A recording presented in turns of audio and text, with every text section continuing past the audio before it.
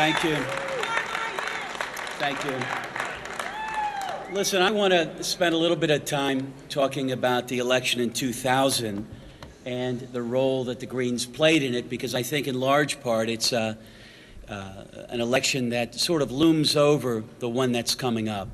And I think we all know how it plays out. I mean, we've been hearing for 3.5 years that the Green Party spoiled the election for Al Gore and helped elect our current president, George Bush. Now, I want to put aside the fact that it's estimated that 7 million Democrats voted for George Bush, and I want to put aside the fact that 200,000 of them were in Florida. And I want to buy into this for a moment and say, okay, Ralph Nader, if he had not been running and the folks that came out to vote for him had voted for Al Gore, there would have been another outcome. So the question that I want to ask is, what have the Democrats done about this problem? George Bush was elected without receiving a majority of the vote. He didn't have a majority of the vote in Florida. So what have the Democrats done? And you know what the answer is? They haven't done anything. Now, the solution, if you just think about it, it's really not that difficult. I know the Democratic Party has a lot of brain power. We have fought against them in San Francisco, and we fought with them. There are a lot of smart people in the Democratic Party. You'd think that they would be trying to create a system of voting that would allow for majority elections. Now, it's not that complicated. You can either have a runoff, right? You could, before George Bush can win all the votes in Florida, you could say, you know what, we're going to require you to get 50% plus one, so we're going to have a runoff election a week later or 5 weeks later. Or you could institute instant runoff voting, ranked choice voting. And David Cobb mentioned it earlier. This is, of course, where you go to the ballot box, and in one trip to the ballot box, you rank your choices, first, second, third. If that had been used in Florida, those voters who cast first-place votes for Nader could have cast second-place votes for Al Gore. It's not that complicated. This method of voting has been used to elect the President of Ireland. It's been used to elect the Mayor of London. It's been used in countless offices in Australia. But interestingly, the Democrats haven't been pushing for this reform. In fact, a year and a half ago, there was a measure before the Alaska voters, and our delegates here from Alaska can tell you about it. It was called Measure 1.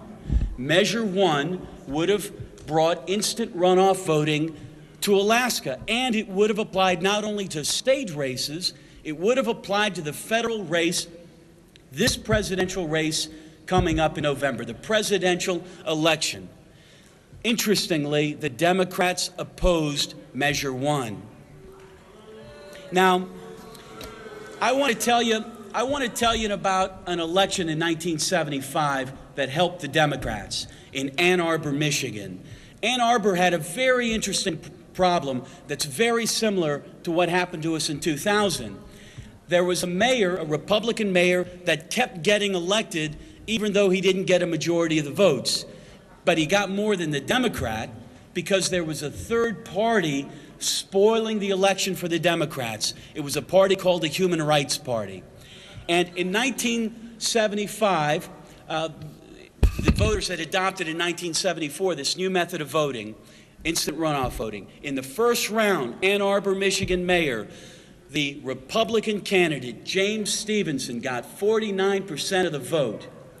The Democratic candidate, Al Wheeler, got 40% of the vote. And the Human Rights Party candidate, Carol Ernst, got 11% of the vote. Now, before IRV, the Republican would have won without a majority. But under IRV, they took the third place finisher, Carol Ernst, the Human Rights Party. They eliminated the Human Rights Party, and those 11% of the votes, interestingly enough, joined up with the Democratic candidate's 40, and Al Wheeler, African-American candidate, was elected mayor of Ann Arbor, Michigan.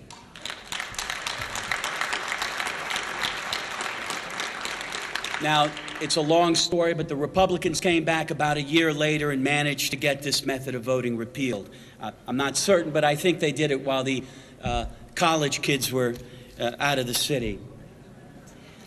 It appears that the only solution to the spoiler phenomena that the Democrats have for us is to tell us that we should not run a candidate.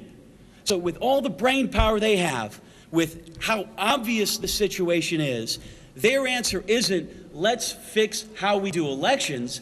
Their answer is to tell us our candidate shouldn't run. And if our candidate run, it's his or her fault because of an outcome that might occur that we don't want to happen.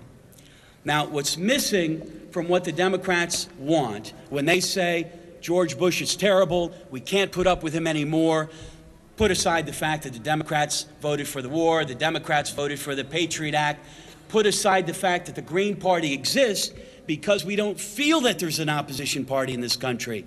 Put all of that aside. We share the concern about George Bush, but the Democratic Party, when they come to us and they ask us to vote for their candidate, they don't say anything about how they're going to work for election reform. So I want it explained to me, how is the problem that we face this year going to be different 4 years from now? Let's pretend John Kerry were the president. So I'm going to finally get to vote green, but now I'm going to have the Democrats telling me, boy, you can't vote green this year either because we got to keep Kerry in the White House because we got a Republican, and boy, is he bad. And maybe I'm going to have to wait to 2012. I mean, here's my point. I want the Democratic leadership to tell me, I'm a smart guy, graduated from high school, I got a college degree. Just tell me, when, in their opinion, am I going to get to vote for the candidate that I want? And I hate to say this, but I think that the reason the Democrats haven't stumbled upon this obvious solution is because the spoiler phenomena works to their advantage sometimes. They have been the beneficiaries. In 1992, there was a fellow named Ross Perot who spoiled the election for George Bush Sr. and Clinton, Bill Clinton, a governor from Arkansas, got elected president of the United States with 43% of the vote. Now, that doesn't sound very democratic to me. But not surprisingly, the Democrats were more welcoming of Ross Perot's candidacy than they were of Ralph Nader's candidacy in 2000. So, what are we going to do about this? How do we reconcile this? We have a democracy that's in crisis. We have less people turning out to the polls. We have wealth being held by fewer and fewer people. We have over 2 million people in jails in the United States. We have a government that has signed on to the World Trade Organization. Obviously, as Greens, there are public policy decisions being made by Democrats that we do not support. And we want a method of voting, and we want to live in a democracy where we get to vote for the candidate that we want to vote for. And if there's an 18th century technology that's being used in our voting booths, then the answer should be, let's change that. Let's not have the answer be that we're not allowed to participate in the democratic process.